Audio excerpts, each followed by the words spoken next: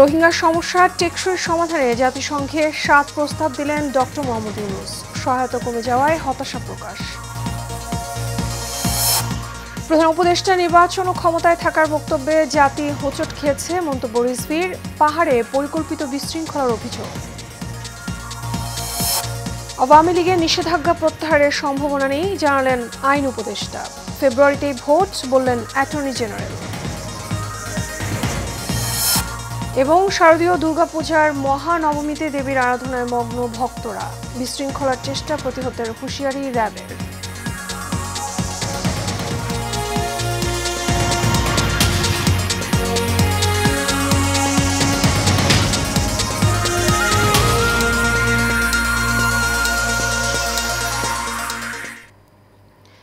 স্বাগত Asian prime নিউজে, আপনাদের সঙ্গে আছি আমি মিতা মৌসুমী। এতক্ষণ শুনছিলেন বিআরবি কেবল ইন্ডাস্ট্রিজ লিমিটেড সংবাদ শিরোনাম। এবারে চলে যাব বিস্তারিত সংবাদে। রোহিঙ্গা সমস্যার টেকসই সমাধানে অন্তর্বর্তী সরকারের প্রধান উপদেষ্টা অধ্যাপক মোহাম্মদ ইউনূস ৭ দফা প্রস্তাব দিয়েছেন।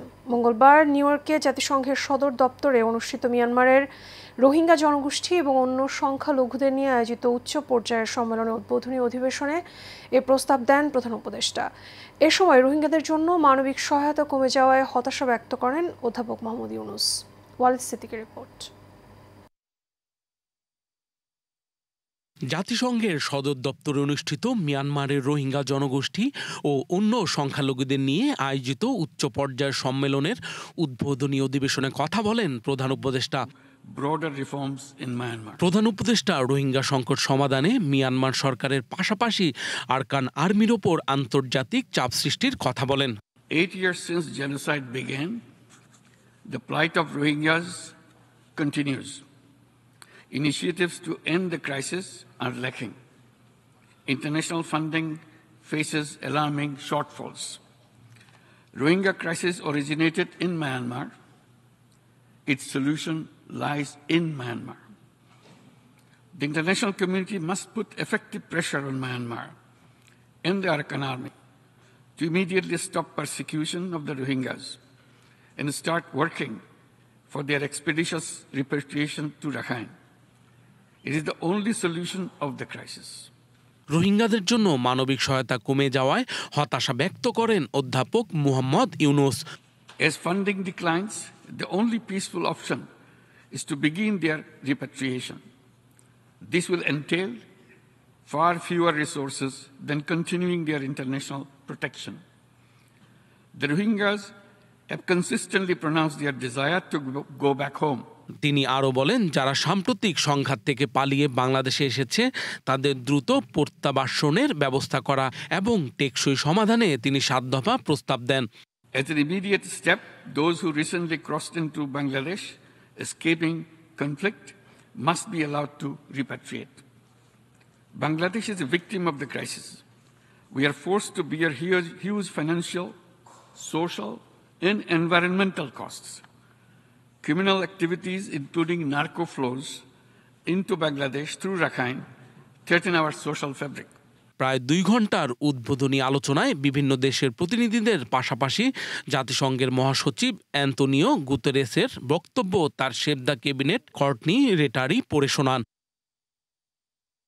Walid Siddiqui, Asian television, Dhaka. আন্তর্জাতিক মিডিয়ায় প্রধান উপদেষ্টার নির্বাচন এবং ক্ষমতায় থাকার বক্তব্যে জাতি হোঁচট খেয়েছে বলে মন্তব্য করেছেন বিএনপির সিনিয়র যুগ্ম মহাসচিব রুহুল কবির রিজভী। দুপুরে আমরা বিএনপি পরিবার আয়োজিত মাছের পোনা অবমুক্তকরণ অনুষ্ঠানে এসব কথা বলেন তিনি। জানান, পাহাড়ে চলমান অশান্তি পরিকল্পিতভাবে দেশকে অস্থিতিশীল করার জাতীয় এবং আন্তর্জাতিক চক্রান্ত। কাসামদের রিপোর্টে থাকছে বিস্তারিত। দেশের আনাচে কানাচে যখনই মানুষের প্রয়োজন হয়েছে, দূতের মতোই তারেক রহমানের নির্দেশনা এসব মানুষের পাশে দাঁড়িয়েছে আমরা বিএনপি পরিবার। একই সাথে উদ্ভাবনী কাজে জুগিয়েছেন অনুপ্রেরণা। সেই সাথে পরিবেশে যাতে ভারসাম্য বজায় থাকে সে ব্যাপারেও তারেক রহমান সজাগ রয়েছেন বলে জানান বিএনপির সিনিয়র যুগ্ম মহাসচিব রুহুল কবির রিজভী। জিয়ার মাজারের সামনে অবস্থিত লেকে মাছের পোনা অবমুক্তকরণ শেষে সাংবাদিকদের এই কথা বলেন তিনি। এ সময় এক প্রশ্নের জবাবে রিজভী জানান, নির্বাচন নিয়ে প্রধান উপদেষ্টার বক্তব্যে হতাশ হয়েছে জাতি। আপনার পাহাড়ে অশান্তি কেন? তাহলে নিশ্চয়ই বুঝতে হবে যে বাংলাদেশ বিরোধী কোনো শক্তি অথবা যাদের পতন হয়েছে তারা তো অনেক টাকা নিয়ে পাচার করেছে, সেই টাকা দিয়ে বাংলাদেশের ভিতরে অস্থিতিশীল করতে পারে। তো এই অস্থিতিশীলতা যদি না হয়, আগে থেকেই বিভিন্ন পদক্ষেপ তো সরকারের নেওয়া দরকার ছিল। এ সময় তিনি বলেন, পাহাড় নিয়ে জাতীয় এবং আন্তর্জাতিক ষড়যন্ত্র চলছে। গণতন্ত্র বিনষ্টকারী, ধ্বংসকারী শেখ হাসিনা দেশের টাকা লুটপাটকারী, তার পতনের পর মানুষের আকাঙ্ক্ষা হচ্ছে গণতন্ত্র পুনঃপ্রতিষ্ঠা করা। এখানে অন্তর্বর্তীকালীন সরকারের মেয়াদ কতটুকু হবে, কি হবে, এটা তো নয়। যত তাড়াতাড়ি সম্ভব আপনি নির্বাচন দেবেন, এটা মানুষ চায় এবং আপনার প্রতি সেই আস্থা রেখেছে। কিন্তু এখন এই যে কথাটা আপনি বললেন, এটা এর আগে আপনি যখন ফেব্রুয়ারিতে নির্বাচন হবে কি হবে না, যে অনিশ্চয়তা ছিল, আপনার এই কথার মধ্যে দিয়ে আরেকটি অনিশ্চয়তা তৈরি হলো যে তাহলে আপনার মনের মধ্যে কি কাজ করছে। পরে সাংবাদিকদের এক প্রশ্নের জবাবে বিএনপির সিনিয়র যুগ্ম মহাসচিব বলেন, জামায়াত ইসলামের আন্দোলনে সাড়া দেবে না মানুষ। এই জনমতকে তারা ভিন্ন খাতে প্রবাহিত করার জন্য তারা এই পিআরের কথা আবার নতুন করে বলেছেন। কাউসার আহমেদ, এশিয়ান টেলিভিশন, ঢাকা। আইন উপদেষ্টা অধ্যাপক আসিফ নজরুল বলেছেন, আওয়ামী লীগের কার্যক্রমের উপর দেওয়া নিষেধাজ্ঞা প্রত্যাহার হওয়ার কোনো সম্ভাবনা নেই। বেলা 12:30টায় বরিশাল নগরীর শঙ্কর মঠ পূজা মণ্ডপ পরিদর্শন শেষে সাংবাদিকদের প্রশ্নের জবাবে আইন উপদেষ্টা আরও বলেন, আন্তর্জাতিক অপরাধ আদালতে গণহত্যার দায়ে আওয়ামী লীগের বিচার চাওয়ার প্রক্রিয়া চলছে। এ সময় আইন উপদেষ্টা বলেন, পাহাড়ে যারা বিশৃঙ্খলা সৃষ্টি করতে চায় তাদের বিরুদ্ধে কঠোর ব্যবস্থা নেওয়া হবে। সারা দেশে ধর্মীয় সম্প্রীতি বজায় রেখে শান্তিপূর্ণভাবে দুর্গাপূজা হচ্ছে বলেও জানান আইন উপদেষ্টা।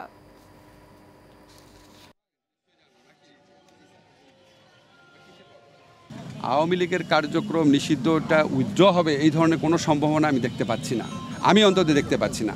বরং আমি যেটুকু জানি যে আমাদের আন্তর্জাতিক অপরাধ আদালতে যে প্রসিকিউশন টিম আছে, সেই টিমের পক্ষ থেকে সংগঠন হিসাবে আওয়ামী লীগের বিচার চাওয়ার একটা পদক্ষেপ বরং নেওয়া হচ্ছে। প্রধান উপদেষ্টা ডক্টর মোহাম্মদ ইউনূসের নেতৃত্বে আগামী ফেব্রুয়ারিতে নির্বাচন অনুষ্ঠিত হবে। যত বাধাই আসুক তা প্রতিহত করে নির্বাচনের মাঠে ভোট দিতে যাবে জনগণ, এমনটাই জানালেন অ্যাটর্নি জেনারেল মোহাম্মদ আসাদুজ্জামান। দুপুরে ঝিনাইদহ ডায়াবেটিক সমিতি আয়োজিত মতবিনিময় সভায় প্রধান অতিথির বক্তব্যে তিনি এসব কথা বলেন। অ্যাটর্নি জেনারেল বলেন, সাংবিধানিকভাবে সরকার পরিবর্তনের সকল পথ যখন রুদ্ধ হয়ে গিয়েছিল, তখন জুলাই বিপ্লবের শহীদরা তাদের জীবন দিয়ে শেখ হাসিনাকে দেশ ছেড়ে পালিয়ে যেতে বাধ্য করেছে। ছাত্র জনতার এই বিজয় দেশে গণতান্ত্রিক উত্তরণের পথ উন্মুক্ত করেছে বলেও জানান তিনি।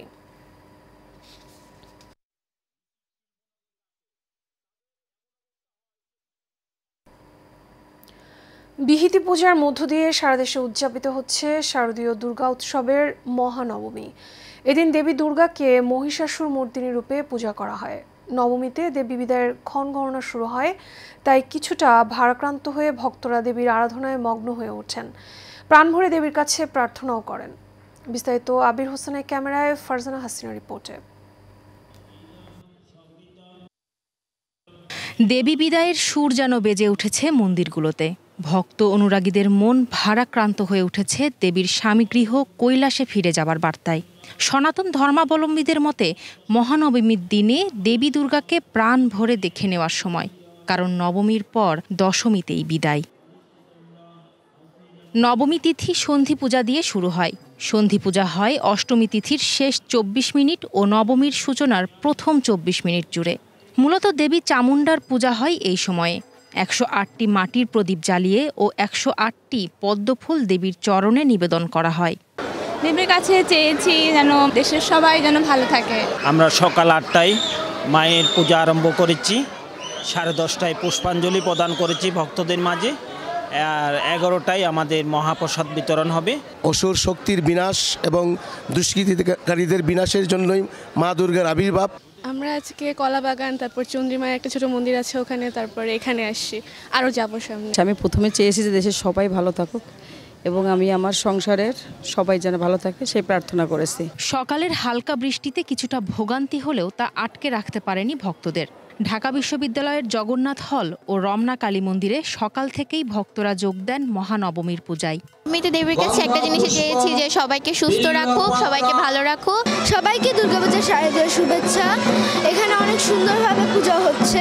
আজকেই শেষ অঞ্জলি, মা পরের দিনই চলে যাবে, তো একদিক দিয়ে আনন্দ লাগছে, আরেক দিক দিয়ে মন খারাপও লাগা কাজ করছে। রমনা কালী বাড়িতে এসেছি, এরপরে খামার বাড়িতে যাওয়ার ইচ্ছা আছে, তারপরে হচ্ছে আমাদের অনেক জায়গাতে মানে ফ্রেন্ড সার্কেল সহ পুরান ঢাকাতে যাওয়ার একটু ইচ্ছা আছে, কারণ ওখানে অনেক ধরনের পূজা প্যান্ডেল হয়, ওখানে একটা আলাদাই আমেজ আছে।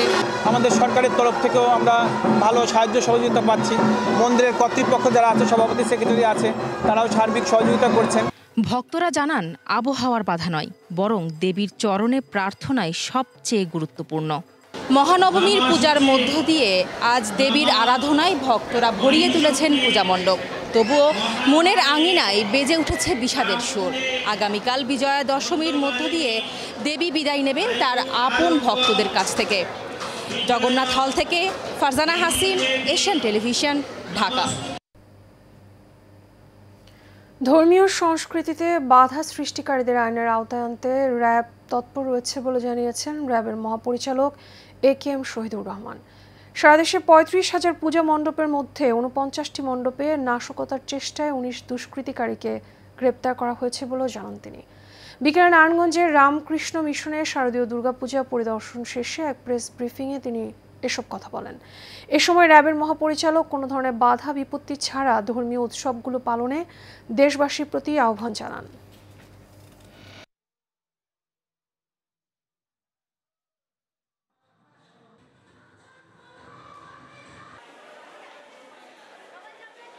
কিছু কাপুরুষ, কিছু অসুস্থ মন মানসিকতার যে কিছু লোক, তারা বিচ্ছিন্ন ঘটনা ঘটার চেষ্টা করেছে।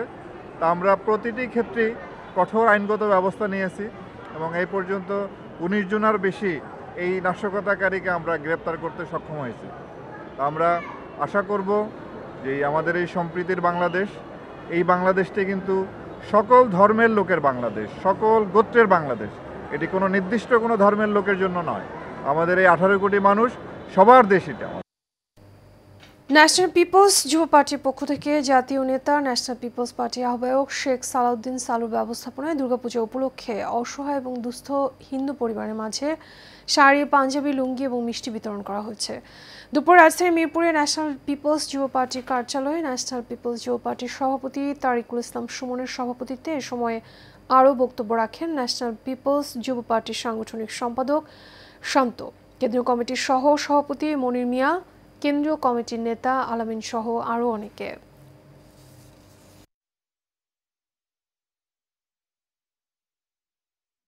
শারদীয় দুর্গাপূজা উপলক্ষে ন্যাশনাল পিপলস পার্টি এনপিপির আহ্বায়ক জাতীয় নেতা আলহাজ শেখ সালাউদ্দিন সালু ভাইয়ের নির্দেশনায় এবং ব্যবস্থাপনায় ন্যাশনাল পিপলস যুব পার্টি আজকে অসহায় এবং দুস্থ হিন্দুদের মাঝে বস্ত্র বিতরণ করেছি। আমরা আলহামদুলিল্লাহ আমাদের এই মানবিক কার্যক্রম অব্যাহত থাকবে।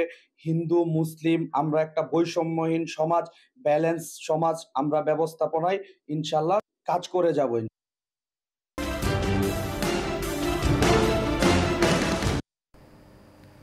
এবার সার বাংলা। নারায়ণগঞ্জ নগরীর রামকৃষ্ণ মন্দিরে বিভিন্ন উপজেলা থেকে পূজা দেখতে আসা ভক্তবৃন্দ এবং তৃষ্ণার্তদের মাঝে বোতলজাত পানীয় বিতরণ করলেন রাজনীতিবিদ এবং প্রাইম গ্রুপের চেয়ারম্যান আবু জাফর আহমেদ বাবুল।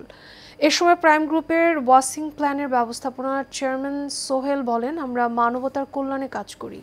তারেক রহমানের নির্দেশনায় যে কোনো সহযোগিতায় নারায়ণগঞ্জ মহানগর বিএনপি এবং অঙ্গ সংগঠনের পাশে থাকার কথাও জানান তিনি। প্রাইম গ্রুপের চেয়ারম্যান আবু জাফর আহমেদ বাবুল 70টি পূজা মণ্ডপে আর্থিক সহযোগিতা দেওয়ার আশ্বাস দেন।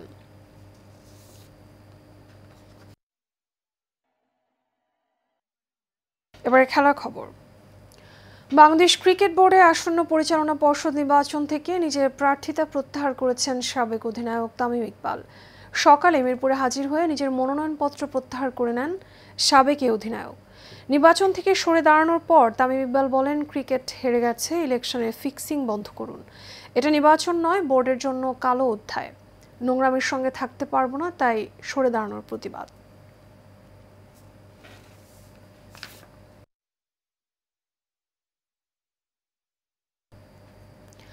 এর সাথে শেষ করবো এশিয়ান প্রাইম নিউজ। আগে বিআরবি কেবল ইন্ডাস্ট্রিজ লিমিটেড সংবাদ শিরোনামগুলো জানাবো আরও একবার।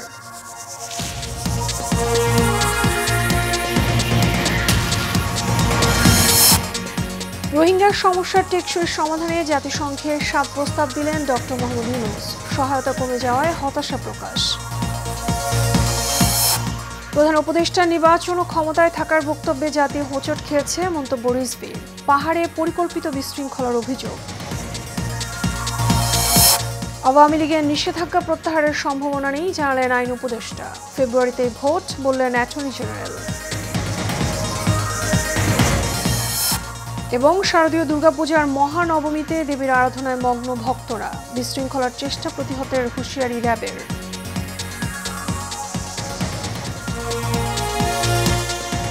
এশিয়ান প্রাইম নিউজ এ পর্যন্তই। আমাদের পরবর্তী সংবাদ দেখার আমন্ত্রণ রইল। এখন সাথে থাকার জন্য ধন্যবাদ সবাইকে।